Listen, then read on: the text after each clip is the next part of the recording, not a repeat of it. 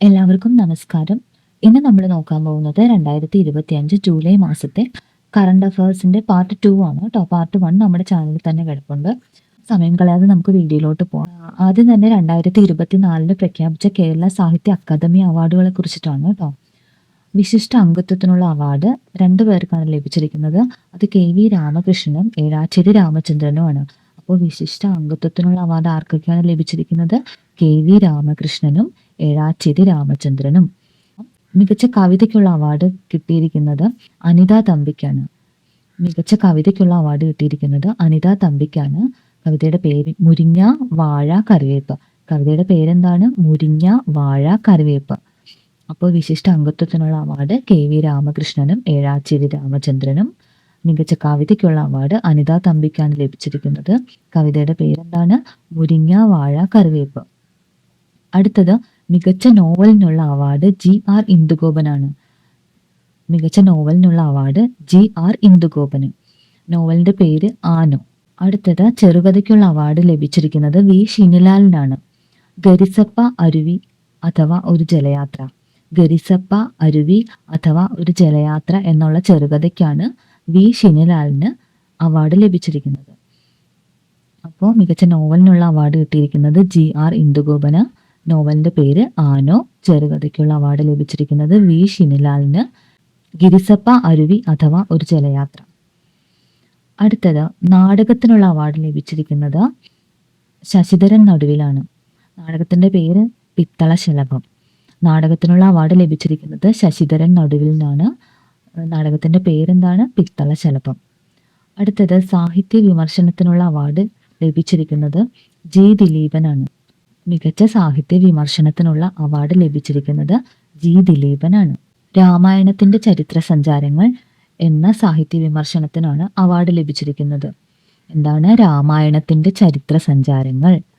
അപ്പോൾ നാടകത്തിനുള്ള അവാർഡ് ലഭിച്ചിരിക്കുന്നത് ശശിധരൻ നടുവിലിനാണ്. നാടകത്തിന്റെ പേരെന്താണ്? പിത്തളശലഭം. സാഹിത്യ വിമർശനത്തിനുള്ള അവാർഡ് ലഭിച്ചിരിക്കുന്നത് G ദിലീപനാണ്. രാമായണത്തിന്റെ ചരിത്ര സഞ്ചാരങ്ങൾ. അടുത്തത് വൈജ്ഞാനിക സാഹിത്യത്തിനുള്ള അവാർഡ് ലഭിച്ചിരിക്കുന്നത് P ദീപക്കിനാണ്. വൈജ്ഞാനിക സാഹിത്യത്തിനുള്ള അവാർഡ് ലഭിച്ചിരിക്കുന്നത് P ദീപക്കിനാണ്. നിർമ്മിത ബുദ്ധിക്കാലത്തെ സാമൂഹിക രാഷ്ട്രീയ ജീവിതം. നിർമ്മിത ബുദ്ധിക്കാലത്തെ സാമൂഹിക രാഷ്ട്രീയ ജീവിതം എന്ന വൈജ്ഞാനിക സാഹിത്യത്തിനാണ് അദ്ദേഹത്തിന് അവാർഡ് ലഭിച്ചിരിക്കുന്നത്. അപ്പോൾ വൈജ്ഞാനിക സാഹിത്യത്തിനുള്ള അവാർഡ് ലഭിച്ചിരിക്കുന്ന ആർക്കാണ്? അത് P ദീപക്കിനാണ്. എന്തിനാണ് പുള്ളിക്ക് അവാർഡ് കിട്ടിയത്? നിർമ്മിത ബുദ്ധിക്കാലത്തെ സാമൂഹിക രാഷ്ട്രീയ ജീവിതം എന്ന സാഹിത്യത്തിന്. 2024 ഏറ്റവും നല്ല ജീവചരിത്രം അഥവാ ആത്മകഥയ്ക്കുള്ള അവാർഡ് ലഭിച്ചിരിക്കുന്നത് ഡോക്ടർ K രാജശേഖരൻ നായർക്കാണ്. മികച്ച ജീവചരിത്രം അഥവാ ആത്മകഥയ്ക്കുള്ള അവാർഡ് ലഭിച്ചിരിക്കുന്നത് ഡോക്ടർ K രാജശേഖരൻ നായർക്കാണ്. അദ്ദേഹത്തിന്റെ കൃതി ഏതാണ്? ഞാൻ എന്ന ഭാവം. ഞാൻ എന്ന ഭാവം എന്ന ആത്മകഥയ്ക്കാണ് അദ്ദേഹത്തിന് അവാർഡ് ലഭിച്ചിരിക്കുന്നത്. അപ്പോൾ 2024 വൈജ്ഞാനിക സാഹിത്യത്തിനുള്ള അവാർഡ് ലഭിച്ചിരിക്കുന്നത് P ദീപക്കിന്. നിർമ്മിത ബുദ്ധിക്കാലത്തെ സാമൂഹിക രാഷ്ട്രീയ ജീവിതം. അടുത്തത് ജീവചരിത്രം അഥവാ ആത്മകഥയ്ക്കുള്ള അവാർഡ് ലഭിച്ചിരിക്കുന്നത് ഡോക്ടർ K രാജശേഖരൻ നായർ. ഞാൻ എന്ന ഭാവം. അടുത്തത് ഏറ്റവും മികച്ച യാത്രാ വിവരണം. അത് KR അജയന്റെ ആരോഹണം ഹിമാലയം എന്ന യാത്രാ വിവരണത്തിനാണ്. മികച്ച യാത്രാ വിവരണത്തിനുള്ള അവാർഡ് ലഭിച്ചിരിക്കുന്നത് KR അജയനാണ്. അദ്ദേഹത്തിന്റെ യാത്രാ വിവരണത്തിന്റെ പേരാണ് ആരോഹണം ഹിമാലയം. എന്താണ്? ആരോഹണം ഹിമാലയം. അടുത്തത് ഏറ്റവും മികച്ച വിവർത്തനത്തിനുള്ള അവാർഡ് ലഭിച്ചിരിക്കുന്നത് ചിഞ്ചു പ്രകാശിനാണ്. ഏറ്റവും മികച്ച വിവർത്തനത്തിനുള്ള അവാർഡ് ലഭിച്ചിരിക്കുന്നത് ചിഞ്ചു പ്രകാശിനാണ്. ജിയോ കോണ്ടാബില്ലി എന്റെ രാജ്യം എന്റെ ശരീരം. ജിയോ കോണ്ടാബില്ലി എന്റെ രാജ്യം എന്റെ ശരീരം എന്ന വിവർത്തനത്തിനാണ് അവാർഡ് ലഭിച്ചിരിക്കുന്നത്. അടുത്തത് ഏറ്റവും മികച്ച ബാലസാഹിത്യത്തിനുള്ള അവാർഡ് ലഭിച്ചിരിക്കുന്നത് EN ഷീജയ്ക്കാണ്. ഏറ്റവും മികച്ച ബാലസാഹിത്യത്തിനുള്ള അവാർഡ് ലഭിച്ചിരിക്കുന്നത് EN ഷീജയ്ക്കാണ്. കൃതി ഏതാണ്? അമ്മ മണമുള്ള കനവുകൾ. ഏറ്റവും മികച്ച ബാലസാഹിത്യത്തിനുള്ള അവാർഡ് ലഭിച്ചിരിക്കുന്നത് EN ഷീജയ്ക്കാണ്. കൃതി എന്താണ്? അമ്മ മണമുള്ള കനിവുകൾ. ബാലസാഹിത്യത്തിനുള്ള അവാർഡ് ലഭിച്ചിരിക്കുന്നത് EN ഷീജയ്ക്കാണ്. കൃതി ഏതാണ്? അമ്മ മണമുള്ള കനിവുകൾ. അടുത്തത് മികച്ച ഹാസ്യ സാഹിത്യത്തിനുള്ള അവാർഡ് ലഭിച്ചിരിക്കുന്നത് നിരഞ്ജനാണ്. മികച്ച ഹാസ്യ സാഹിത്യത്തിനുള്ള അവാർഡ് ലഭിച്ചിരിക്കുന്നത് നിരഞ്ജനാണ്. അദ്ദേഹത്തിന്റെ കൃതി ഏതാണ്? കേരളത്തിന്റെ മൈതാത്മകത വറുത്തരച്ച ചരിത്രത്തോടൊപ്പം. അപ്പം എന്തിനാണ് അദ്ദേഹത്തിന് അവാർഡ് ലഭിച്ചിരിക്കുന്നത്? മികച്ച ഹാസ്യ സാഹിത്യത്തിനാണ്. കേരളത്തിന്റെ മൈതാത്മകത വാർത്തരച്ച ചരിത്രത്തോടൊപ്പം, അതായിരുന്നു കൃതിയുടെ പേര്.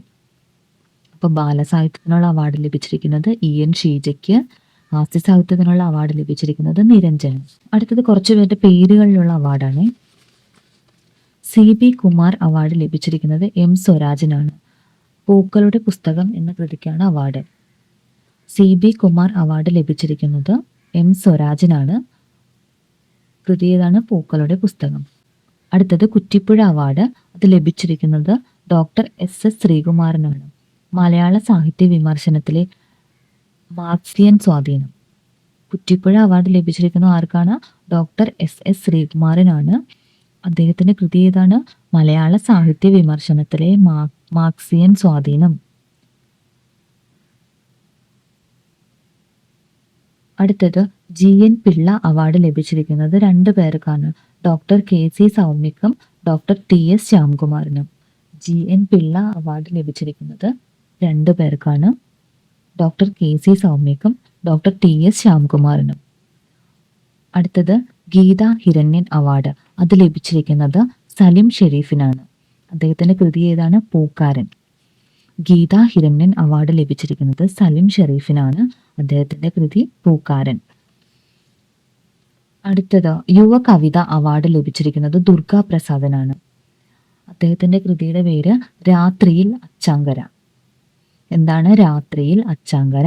യുവ കവിത അവാർഡ് ലഭിച്ചിരിക്കുന്നത് ദുർഗാ പ്രസാദനാണ്. രാത്രിയിൽ അച്ചാങ്കര എന്ന കൃതിക്കാണ് അവാർഡ് ലഭിച്ചിരിക്കുന്നത്. അടുത്തത് തുഞ്ചൻ സ്മാരക പ്രബന്ധ മത്സരം. തുഞ്ചൻ സ്മാരക പ്രബന്ധ മത്സരം അവാർഡ് ലഭിച്ചിരിക്കുന്നത് ഡോക്ടർ KP പ്രസീതയ്ക്കാണ്. ഡോക്ടർ KP പ്രസീതയ്ക്കാണ് തുഞ്ചൻ സ്മാരക പ്രബന്ധ മത്സരം അവാർഡ് ലഭിച്ചിരിക്കുന്നത്. KP പ്രസീതയുടെ കൃതി ഏതാണ്? എഴുത്തച്ഛന്റെ കാവ്യഭാഷ. എഴുത്തച്ഛന്റെ കാവ്യഭാഷ എന്ന കൃതിക്കാണ് അവാർഡ് ലഭിച്ചിരിക്കുന്നത്. എഴുത്തച്ഛന്റെ കാവ്യഭാഷ എന്ന കൃതിക്കാണ് അവാർഡ് ലഭിച്ചിരിക്കുന്നത്. അപ്പോൾ ഇത്രയാണ് 2024 കേരള സാഹിത്യ അക്കാദമി അവാർഡുകൾ. അതിൽ ഓർത്തിരിക്കേണ്ടത് വിശിഷ്ട അംഗത്വത്തിനുള്ള അവാർഡ് ലഭിച്ചിരിക്കുന്നത് 2 പേർക്കാണ്. KV രാമകൃഷ്ണനും ഏഴാച്ചേരി രാമചന്ദ്രനും.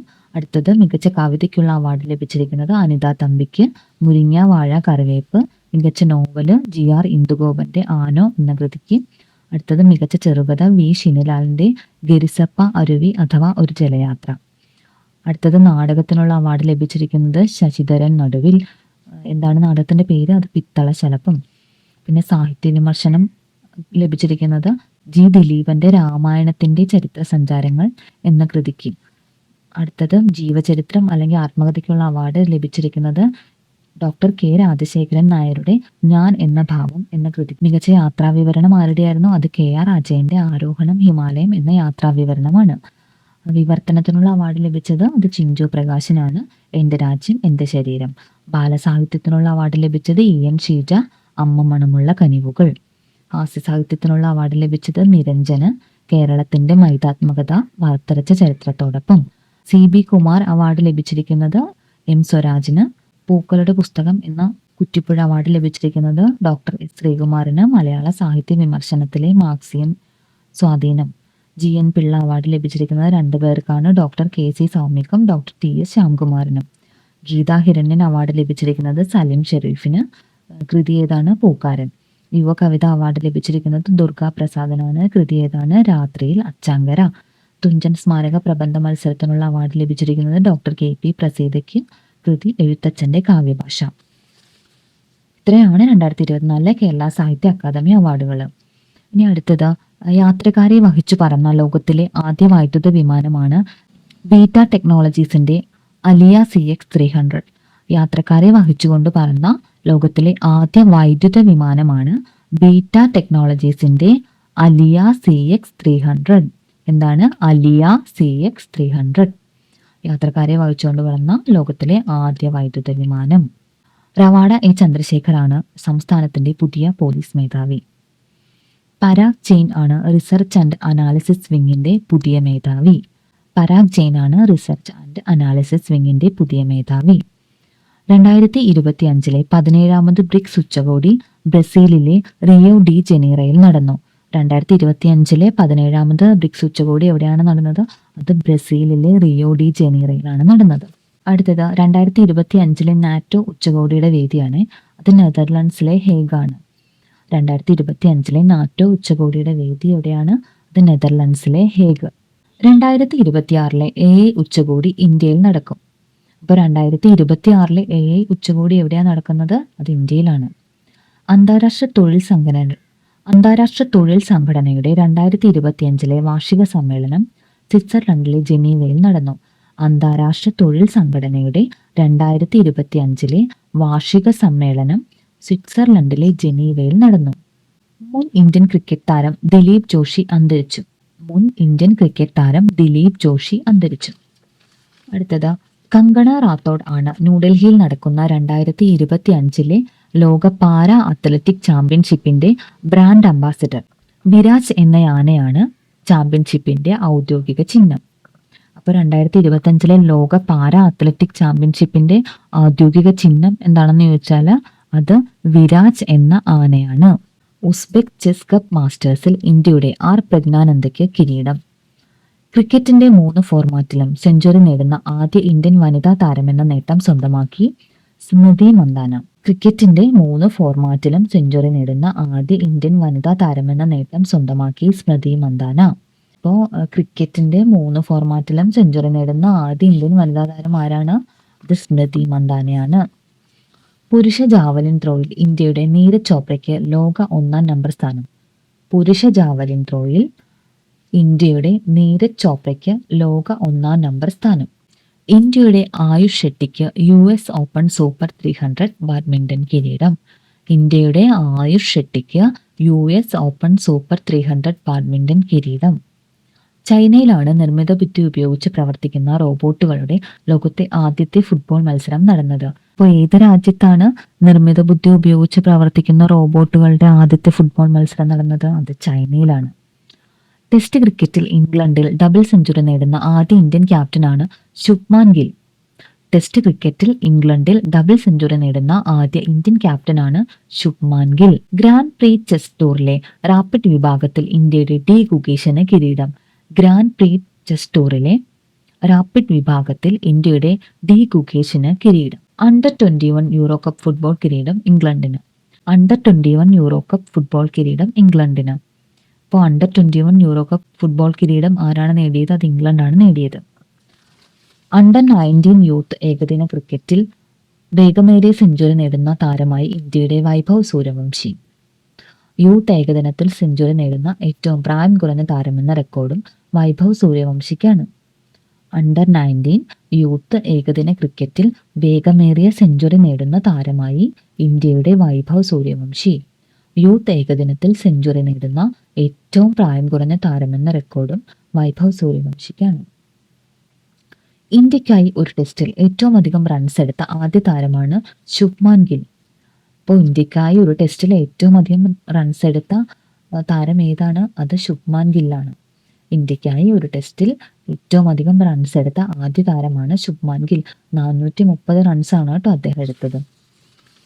അപ്പോൾ വീഡിയോ ഇഷ്ടമായാൽ തീർച്ചയായും നിങ്ങൾ എന്നെ സബ്സ്ക്രൈബ് ചെയ്ത് സപ്പോർട്ട് ചെയ്യണം. വീഡിയോയെക്കുറിച്ച് എന്തെങ്കിലും അഭിപ്രായങ്ങൾ രേഖപ്പെടുത്താനുണ്ടെന്നുണ്ടെങ്കിൽ നിങ്ങൾക്ക് കമൻറ്റിൽ രേഖപ്പെടുത്താം. അപ്പോൾ ഇഷ്ടപ്പെട്ടാൽ തീർച്ചയായും ലൈക്ക് ചെയ്യണേ. മറ്റൊരു വീഡിയോയുമായി കാണുന്നത് വരെ നന്ദി.